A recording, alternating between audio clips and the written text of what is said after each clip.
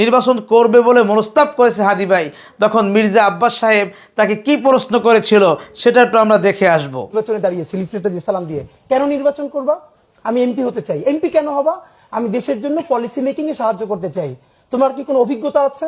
আসসালামু আলাইকুম ওয়া রাহমাতুল্লাহি ওয়া বারাকাতুহু। অনেকদিন পরে আমি আপনাদের সামনে নতুন ভিডিও নিয়ে হাজির হয়েছি। আপনারা জানেন অন্যার প্রতিবাদমূলক হাজার হাজার ভিডিও তৈরি করেছি আমি নাজমুল হুদা গাজী। আজকে যে বিষয়টা নিয়ে আমি কথা বলবো অত্যন্ত গুরুত্বপূর্ণ একটি কথা। আমি জানি এই প্রতিবাদটা হবে সব থেকে সেরা প্রতিবাদ, যেটা আপনারা দেখে বুঝতে পারবেন ইনশাআল্লাহ।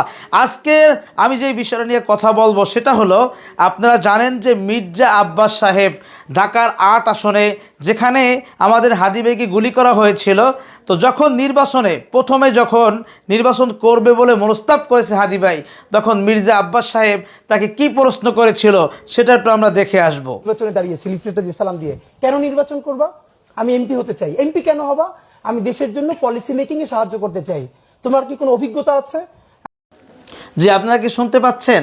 মানে তুমি লিফলেট দিয়ে হাদি ভাই সালাম দিয়েছে, তো তাকে প্রশ্ন করেছে তুমি এমপি কেন হবা, তোমার কি এমপি সম্পর্কে কোনো ধারণা আছে? বিভিন্ন প্রশ্ন তাকে ছুড়ে দিচ্ছে। আমরা আরো বিস্তারিত শুনলে বুঝতে পারবো। আমি বললাম কেমন অভিজ্ঞতা বলে, তুমি কোনোদিন ওয়ার্ড কাউন্সিলর হয়েছো, তুমি এমপি হইতে চাও? মানে এই আমার জাস্ট আমি একটু ধৈর্য হারাই গেলাম। যে এরপর আমি বললাম বলে তুমি পরে যে প্রশ্নটা করো, তুমি তাহলে এখানেই কেন করছো? আর কোনো নাই? আমি বললাম আমি এখানের ভোটার, ঢাকা ৮-এর ভোটার, করতে সমস্যা কি? এরপর সে আমাকে বললো যে তুমি কি ওয়ার্ড কাউন্সিলর হইছো? আমি বলি ওয়ার্ড কাউন্সিলর আর এমপির কাজ তো এক না, আমি ওয়ার্ড কাউন্সিলর। আপনারা চিন্তা করতে পারেন যে সে ওয়ার্ড কাউন্সিলর হয়েছে কিনা, বিভিন্ন ধরনের তাকে অ্যাটাকমূলক কথা বলেছে, প্রতিহিংসামূলক কথা বলেছে। এর দ্বারা আপনারা কি বুঝতে পারতেছেন অবশ্যই কমেন্ট বক্সে জানাবেন। তারপরে শুনি কেন। তারপর আমি বললাম আমি শুরু করছি এমপি দিয়ে, আমি তো একদিন জাতিসংঘের মহাসচিব হইতে চাই, সমস্যা নাই তো।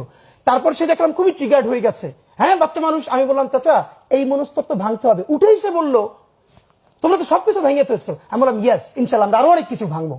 যে আপনারা শুনতে পেয়েছেন, চাচাই কিন্তু তখন রাগ হয়ে গেল যখন বলছে হ্যাঁ আমি এমপি থেকে শুরু করব, জাতিসংঘের মহাসচিব হবো, তখন কিন্তু সে রাগে তেলে বেগুনে জ্বলে উঠেছে। হ্যাঁ তোমরা তো সবই মানে করে ফেলেছো একদম। তাহলে বুঝতে পেরেছেন তো আপনাদের কি মনে হচ্ছে, হাদি হত্যার সাথে কি শুধু আওয়ামী লীগ জড়িত? হাদি হত্যা কি শুধু আওয়ামী লীগের শুটার ফয়সাল করেছে, নাকি এর পিছনে আরও কোনো বড় রহস্য রয়েছে? তো আসলে আমি জানি এই সত্য কথাগুলো যখন প্রকাশ করব আমার জীবনের উপরে হুমকি আসতে পারে, আর এই হুমকি দামকির পরোয়া নাজমুল হুদা গাজী কখনো জীবনে করেনি আর এখনও করবে না ইনশাল্লাহ। ভিডিওটি আজকের প্রচুর পরিমাণে শেয়ার করবেন, একটি তথ্যবহুল ভিডিও। আর এই ভিডিওর ব্যাখ্যা এবং বিশ্লেষণ যদি করতে হয় আরও দীর্ঘ সময়ের প্রয়োজন ইনশাল্লাহ। আজকের এই ভিডিওটি সবার মাঝে আপনারা ছড়িয়ে দিবেন, এরপরে আমরা তথ্যবহুল ভিডিও করার চেষ্টা করব। ভালো থাকুন, বিদায় নিচ্ছি। প্রচুর পরিমাণে ভিডিও শেয়ার করবেন আর চ্যানেলটি সাবস্ক্রাইব করে রাখবেন। আসসালামু আলাইকুম ওয়া রাহমাতুল্লাহ।